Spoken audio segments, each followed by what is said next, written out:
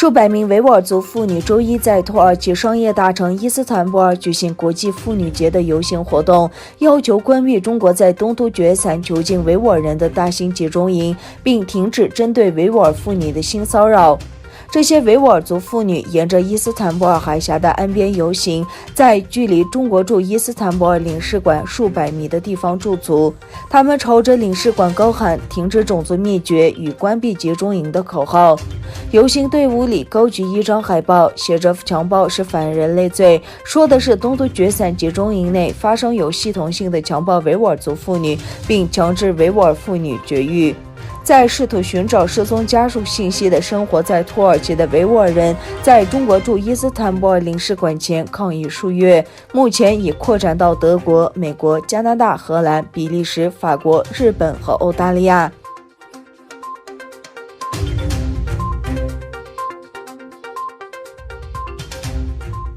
3月8日，国际妇女节，国际议会组织对华政策跨国议会联盟中，来自欧盟、英国、德国、日本、加拿大、欧洲的女议员与东突厥散集中营中幸存者共同拍摄短视频，呼吁世界关注少数民族妇女遭受压迫的现状，并向中国政府在东突厥散实行种族灭绝政策进行追责。欧洲议会外交事务委员会委员列斯曼称，今年的国际妇女节，请跟我们一起关注东突厥散维吾尔族及其他少数民族妇女，坚持支持他们争取利益。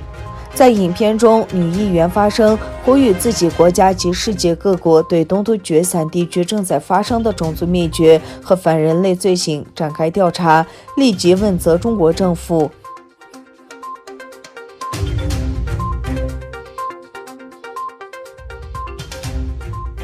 台湾总统蔡英文星期一在基隆分别视察了台湾陆军和海军官兵。蔡英文勉强官兵提升作战能力，实现多重下组的战略目标。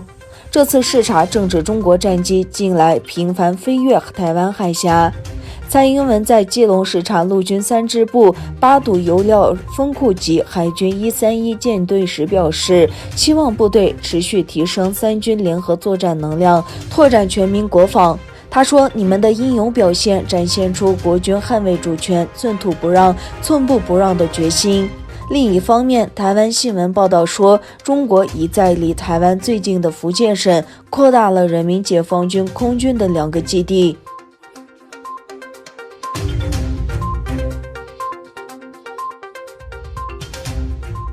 据《纽约时报》报道，拜登政府近期正准备对俄罗斯动手，预计将对俄发动一系列秘密网络攻击。去年年底，美国指责来自俄罗斯的电脑黑客侵入了多个美国政府部门和私人的电脑系统，从而引发重大网络安全担忧。报道还称，拜登政府此时还面临着新一波的中国黑客攻击，而下一步是否要针对中国采取行动，目前存疑。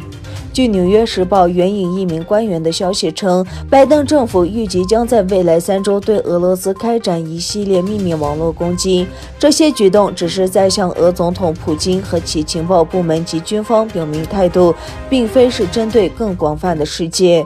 美国国家安全顾问杰克·沙利文在上周接受采访时表示，他支持采取这一秘密行动。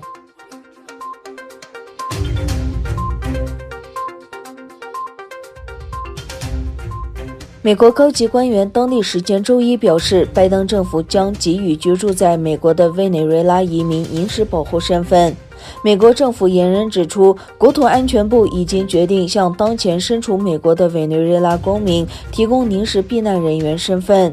另一位政府发言人透露，做出这项决定与委内瑞拉国内紧急情况有关，他们回国将面临危险。报道称，该决定可援助约32万人，实现了拜登在2020年竞选期间做出的承诺，即为在马杜罗统治下的经济崩溃、人道主义危机和政治动荡中离开家园的委内瑞拉人提供庇护。